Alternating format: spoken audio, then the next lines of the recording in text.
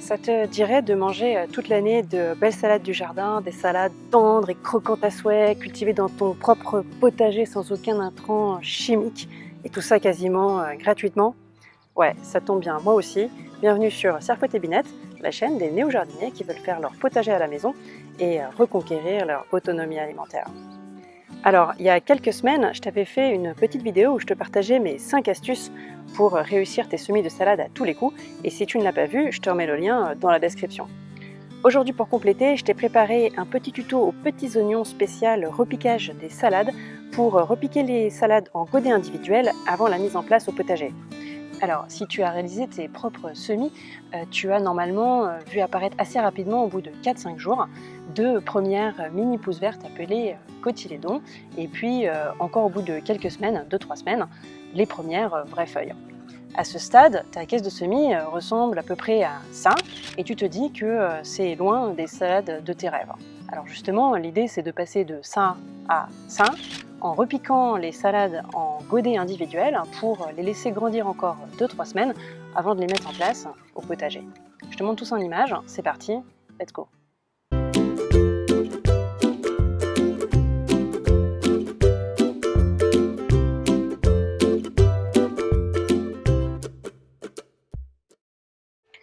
Alors voilà mes salades dans leur terrine 3 semaines après le semis.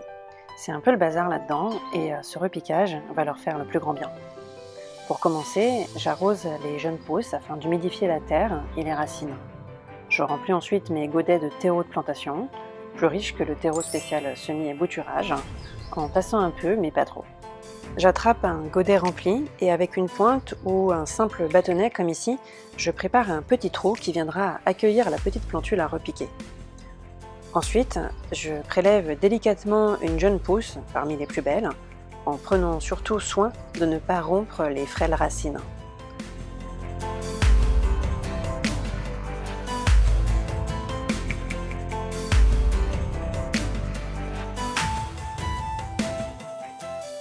Pour cela, je m'aide en poussant par-dessous avec le doigt, grâce à l'orifice prévu au fond des alvéoles de ma caisse de semis.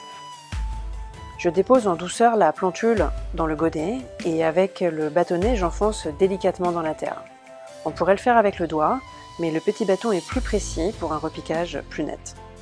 Enfin, je tasse bien la terre avec les doigts autour de la racine pour chasser l'air et favoriser une bonne reprise. Tu as compris le principe, il suffit maintenant de continuer avec les autres plantules pour repiquer autant de salades que nécessaire. Ensuite, il est très important de bien arroser pour humidifier la terre. Les jeunes pousses te paraîtront peut-être un peu fatiguées au début, mais elles reprendront de l'énergie dans les 24 heures suivant la transplantation, ne t'inquiète pas. Dans 2-3 semaines, les salades auront bien poussé et auront formé de jolies feuilles, et c'est à ce moment-là que je les mets en place au potager. Comme d'habitude, je dépaille mon sol et je le travaille superficiellement, si besoin, avec un petit coup de râteau. Je peux ensuite repiquer mes salades, un petit trou de plantation, on dépose la motte, on rabat la terre autour du plant jusqu'aux premières feuilles et le tour est joué. Dans mon potager en carré, je mets en général 4 salades par petit carré de culture de 40 cm par 40 cm, voire même 5 comme ici pour les petites sucrines.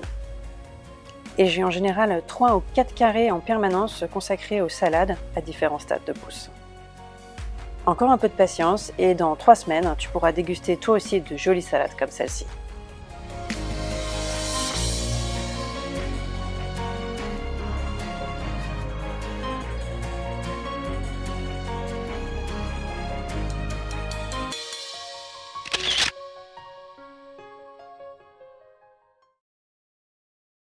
Alors voilà pour ce tuto spécial repiquage des salades. C'est la méthode que j'utilise personnellement pour avoir de jolies salades toute l'année, en échelonnant bien les semis pour avoir toujours une laitue d'avance.